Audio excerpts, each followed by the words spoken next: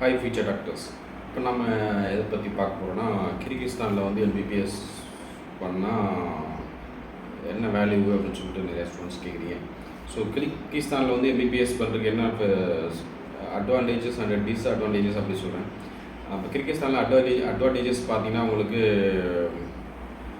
கிர்கிஸ்தானில் மட்டும்தான் வந்துட்டு 5 year courses இருக்குது. அதாவது 5 year MBBS courses 5+1 year internship. But மற்ற ஆல் ஓவர் வேர்ல்டுக்கு இப்போ ரஷ்யா, பிலிப்பைன்ஸு, வியட்நாம் இந்த மாதிரி கண்ட்ரீஸில் பார்த்தீங்கன்னா உங்களுக்கு 6 இயர் கோர்சஸ் மட்டும்தான். 6+1 இயர்னால் நீங்கள் 7 இயர்ஸ் நீங்கள் கோர்ஸ் கம்ப்ளீட் பண்ணிக்கலாம்.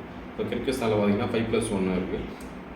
ஸோ கிர்கிஸ்தானில் மெடிக்கல் யூனிவர்சிட்டி மேக்ஸிமம் பார்த்தீங்கன்னா government medical university. So under government பார்த்தீங்கன்னா எல்லா மெடிக்கல் யூனிவர்சிட்டி மேக்ஸிமம் வந்து ரன் பண்ணுறாங்க. ஸோ அதனால் வந்து உங்களுக்கு பேஷன்ஸ் லோடு அதிகமாக இருக்கும். ப்ளஸ் வந்து கிளினிக்கல் ரொட்டேஷன்ஸ் பண்ணுறதுக்கு ஈஸியாக இருக்கும். ஸோ எல்லா யூனிவர்சிட்டியுமே பார்த்தீங்கன்னா லோக்கல் லைசன்ஸோட தான் என்எம்சி அண்ட் எம்சிஐ கைட்லைன்ஸை வந்து ஃபாலோ பண்ணுறாங்க. ஃபுல் அண்ட் ஃபுல் பார்த்தீங்கன்னா English medium, full and full Indian syllabus follow பண்ணுற கண்ட்ரி. ஸோ இதெல்லாம் வந்து பார்த்தீங்கன்னா அட்வான்டேஜஸ். ஏன்னா வந்து கிர்கிஸ்தான் ஃபுல்லாக பார்த்தீங்கன்னா உங்களுக்கு மவுண்டன் ஏரியா, ஸ்னோ டைமில் பார்த்தீங்கன்னா உங்களுக்கு ரொம்பலாம் வந்து -டிகிரி அப்படிலாம் -30, -40 அந்த மாதிரிலாம் போகாது. ஒரு 0 டிகிரி வரைக்கும் வரலாம். அது வந்து டாலரபிள் தான், ஒன்றும் பிரச்சனை இல்லை.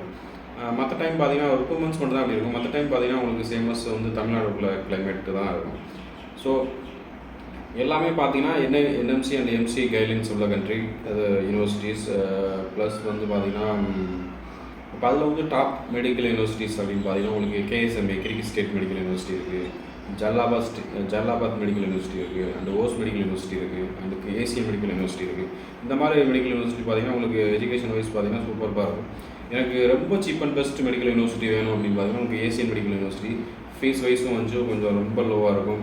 ப்ளஸ் வந்து எஜுகேஷன் வந்து ரொம்ப ஸ்ட்ரிக்டான யூனிவர்சிட்டி. ஸோ அந்த மாதிரி உங்களுக்கு சீப் அண்ட் பெஸ்ட்டாகவே வந்துட்டு கிட்டத்தட்ட பார்த்தீங்கன்னா ஒரு 16 to 20 lakhs மேக்ஸிமம் முடிஞ்சிடும் எல்லாமே. ஸோ அந்த மாதிரி யூனிவர்சிட்டி சூஸ் பண்ணுங்கள். அதே மாதிரி எம்சிஏ ரெஜிஸ்ட்ரேஷன், என்எம்சி, எஃப்எம்சி இது பண்ணுறதுல எந்த பிரச்சனையும் இருக்காது.